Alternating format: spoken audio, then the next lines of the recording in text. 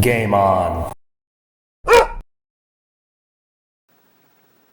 So Bill from Bill's Retro Gaming Show got himself a Colecovision. But with the Colecovision, being as old as it is, sometimes you have some problems. I'm going to put in some Popeye right here. I'm going to turn on the Colecovision here. Now you can see you can select the game 1 through 6. We'll take out number 1 controller. We're going to press 1, and you can see nothing's happening. Nothing's happening. The reason being this is not working is on the Colecovision itself. It uses a standard Atari 9-pin connector, and as you can see right here, it is missing a pin. So what we're going to have to do is we're going to have to open up this Colecovision and repair this connector. Now fortunately, the Atari 9-pin connector is quite common, and it's easier to get this connector specifically for the Colecovision, which Bill did. He dropped off his Colecovision. I'm going to open it up, which is not too hard. Okay, so here we have Bill's Colecovision. It's not in the best of shape, but we can bring it back to a functional state. The one thing that always bothers me is this beautiful decals on these tend to bubble up here. Now there is a gentleman, if I could try and find it for Bill, I will let him know, that actually makes recreation labels here, decals. I think they're around 20 bucks, but it was probably a good 10 years ago. So I don't know if they're still made. And the guy was on Atari age, so hopefully the guy is still around on Atari age. These are actually beautiful decals, like aluminized decals. But in any case, we don't care about that. We want to try and fix the controller port number 1 here. So let's go here. You can see here is the connector. I'm not quite sure where he got his from, but there's probably a number of sources you can get. It's just a standard DB9 connector with a 90-degree for the pinouts.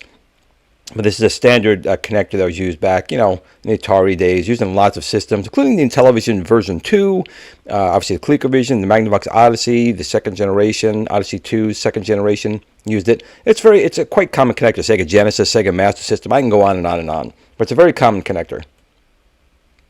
Here's another shot. You can see there's 1, 2, 3, 4, 5, 6, 7, 8, and 9. This is the pin on his unit in player 1 that is missing. Okay, so you can see here, I was able to get the machine open. Now, technically, the way this was built, there's actually some screws under this decal. You're supposed to remove these screws, take off this front panel, and it makes opening and closing the machine easier, but it's not very difficult. You just have to pry this part here around this part here, and this way you can open and close it without damaging this decal any further. And this is probably the most common way people do go inside their Colecovisions. You don't want to ruin this decal or put any holes in the decal and make it any worse than it is. Like I said, you just have to pry it open carefully. The plastic, unlike like the Atari 7800, where it's very brittle, the Colecovision plastic generally holds up fairly well. And with just a little bit of pressure, you can get this open quite easily. Now underneath, I believe I didn't take a video of it, there are some screws in the bottom, very easy access screws, nothing hidden. All the screws are displayed and easy to get to, and of course the Colecovision was manufactured proudly in the USA back in 1982. So you can see here was the motherboard. In that entire case, only about half the case is used for the motherboard. The rest is where the controllers are. It's all empty space. I actually wish they did make the Colecovision smaller, but back in the day there was the idea that bigger was better. So the Colecovision was not the largest, but it was quite big. Now you can see here, this is a grounding strip that was originally soldered. This was removed. It's like a grounding. Just has to come off. You open up the shielding here. And here's a player 2. You see the player 2 has all its pins here. But you can see pin 9, which is here, is missing here, and that's our problem here on this connector. Now there's two issues that generally happen with the Colecovision controllers. One is obviously a broken pin. But inside here, we'll get a shot in a minute, there are a couple of chips that control the controllers, and sometimes to like electricity, or if you're plugging stuff in and out in a weird way, you can actually short out those chips. And unfortunately, those chips are also pretty common, so it's not a big deal. And since the machine is open, it's always a good idea to spray some contact cleaner and clean up this switch. One of the main failure points of the Colecovision, because it has two separate power rails. It's got a -12 power rail and 5-volt power rail. And this double switch gets dirty sometimes, and if it's not clean, it gives unclean power to the TI memory chips, which use, I believe, the -12 volts, which is not common anymore, but was common kind of back in the day. Will cause some glitching problems, so that should be cleaned. So you can see right here's just another shot down. Here's your cartridge connector. Here's your beautiful expansion port that made the Colecovision so amazing. And you can see Half the case is used, other half is completely unused. I would have preferred the two Colecovision controllers placed on top of here and made this smaller, but again, it is what it is. Now, I will also say this, I've said this in the past many times, that the Colecovision is an 8-bit grandchild of the TI-994A 16-bit computer.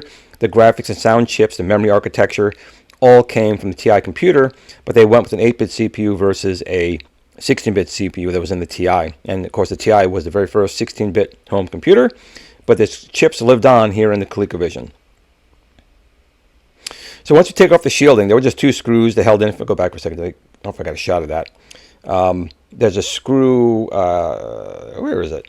There's one back here you got to take out, and I think it was inside here. You got to take out those two screws to get this off, and of course desolder that spot right there. And then you get inside.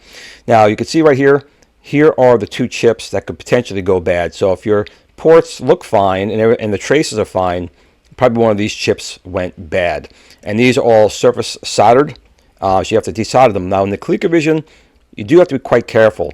As nice as the plastics were, the motherboard didn't use the best, I guess, technology to make it, because the traces lift quite easily. And this is, from 1982. It's a very old board, and you have to be very careful taking any chips out here, because you can very easily damage traces. Now the plus side is, if we do break a trace, it's generally pretty easy to put a bridge in there to fix it. But these are two chips for that. Here are your negative 12 volt TI memory chips. Here is your TI video display processor, which of course was in all of this here was used in the TI-994A computer. Then you have your sound chip, which I'm not quite sure which one is the sound chip, to be quite honest. Your CPU is down here. And of course your cartridge connector, your power, and then your reset. But we're concerned about getting to this connector right here. Here's just another shot. Here's the second player port, the control chip for player 2, and then the player 1. This is the one we need to modify and fix because it's missing pin 9. And this is the chip for this one. So if you do fix these and the controller's still acting wonky, it could be one of these two chips have gone bad. So you can see here's the underneath, and you can see the board here. There's a lot of bubbling on it. That's not just from age. That's just from the manufacturing process of the boards, and you have to be very careful. It's very easy to destroy traces on this board. So make sure you take your time, use low heat, a lot of flux, and clean solder. Now this is the area we need to work on. You can see it's already got some discoloration on it already, but that's just from the manufacturing process. So you can see here, once again, we have 4 and 4. We're missing our pin 9 right here. It's clean. It's actually there. It looks like it's an open hole, but that's actually the broken off piece of the chip, or the wire. Here's a better shot. You can see it's still there. Just someone broke it off somehow, some way. And actually, it's pin 5 that's missing, not 9. It's pin 5. And pin 5 apparently controls your numeric keypad, because that's what's not working on the Colecovision controller. No matter which one you put in, none of the keypads work. But the one good thing about the Colecovision is you could put the control pad in player 2 and press 1 or 2, and it will launch the game. So it's still playable, but there are games that use the keypad, like Mousetrap, Frontline, games like that. And without the memory and keypad working, it's not going to work for player 1. And just another shot here. See, that's pin 5 right there. 1, 2, 3, 4, 5. And I think it went 6, 7, 8, 9, I believe. So you can see right here, there's already a lot of discoloration here. And that's just, again, the board itself. So I'm just putting a lot of flux on here. And I'm going to put on some fresh solder. Because when solder's old, you can see here, it's like tinge. It doesn't want to come off too well. So we need to desolder all these. And I'm actually going to, believe it or not, break off this connector. Here's a piece of the plastic, and plastic. I break this off and bend it out because it's easier to get these out with less heat than if I had to try and get them all heated at the same time to get it out. I worry about all these traces getting ruined, and we don't want that to happen. So you can see right here, I just pried it out. I just took my time. Now, if you have a little pair of good clippers, you can probably get in here and cut them off, but I couldn't. I just bent it, rocked it back and forth, and eventually it just snapped right off. All the cables are still in here, and I just take some solder, fresh solder, and get them out. you can see right here, you can still see that there is solder in these holes. They have not been cleaned out just yet. Dog hair, not blues. I don't know who that is, but these machines, again, are very old, and there's a lot of stuff, a lot of history inside these machines. So you can see right here, I did clean them up. I did use a solder wick, fresh solder, and just took my time and got all of these holes cleaned out so I could put in a new connector. These are the ones you have to be very careful with. These are all your traces. All your traces come off of all of these, and you do not want to lift them. Now, again, if you did break one of these, it's not the worst. It's just more work. You just may have to, file a piece right here and do a little wire to bridge it. But fortunately, none of these broke, which was good. It was a good, clean removal of the connector. So here's our new connector, and you have to make sure all these are nice and straight to go in. It actually came out of the bag. A lot of them are bent, so it took a little time fixing that. And this, and this are just used to hold it in place to give the connector a little bit of rigidity when you're putting controllers in and out. So you can see right here, I got the new connector in place. All nice, fresh solder. You can see right here, the discoloration here really wasn't from me. It was already here for the most part, but you do have to be careful. Again, too much heat can ruin it, but everything here worked just fine. You can see we have all 9 pins and all 9 pins. It's just a close-up shot of all the fresh solder on here. Again, discoloration is going to happen because the board is old. The important thing here is not to use too much heat to where you lift these traces, but discoloration is going to happen on a board this old. But you can see all nice fresh solder here. Everyone's got a good solid connector and connection to the board, which is all you care about. Okay, now we have it all closed back up. Let's fire this bad boy up and see if it works.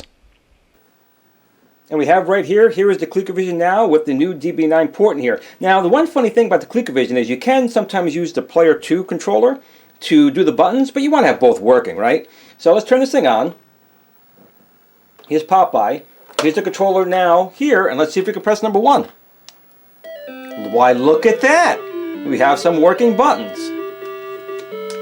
Now hit the reset button, and we'll try number 2. I think we have a fix. So if you did like the video, please like, share, subscribe, tell your friends, give a thumbs up. It really does help the channel. It takes a second for you, but it really means a lot to me. And if you have a Colecovision, take it out and give it a play. It's a great system. But that's it for today's episode. Make sure you go over to Bill's Retro Gaming Show as well. Give him a like and subscribe. And so with that being said, make sure you tell your family and friends you love them, because tomorrow's never promised. And most of all, game on.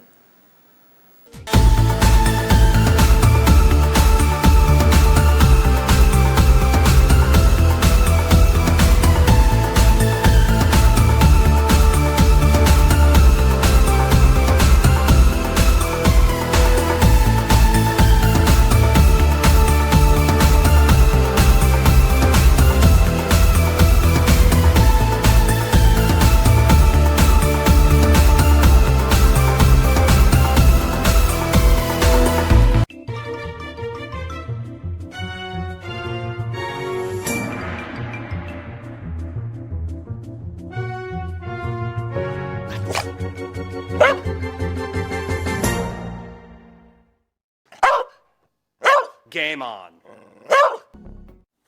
Sit, Blue Blue, sit. Good dog.